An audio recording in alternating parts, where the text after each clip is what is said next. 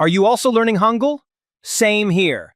Let's learn together. On this channel, I create reading and listening guides to help make learning the Korean language easier and more fun.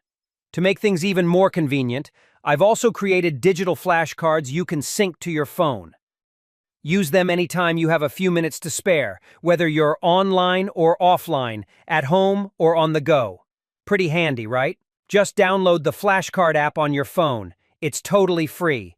Once it's installed, you can sync the flashcards I made directly to your device. After installing the flashcard app, click the link in the description box of each practice video. That's it. The flashcard I created will automatically sync with your app, but you still need to change the language setting of the flashcard. Here's what you need to do. Click the three-dot menu on the flashcard you have downloaded. Select Edit. Change the term language to Korean. Then click Check.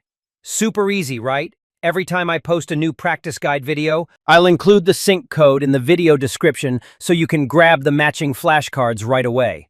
You'll also find all the sync codes on my website, link in the description. Feel free to browse and pick the sets you want to download. If you liked this video and found it helpful, make sure to give it a like, tap the subscribe button, and hit the notification bell so you won't miss any updates.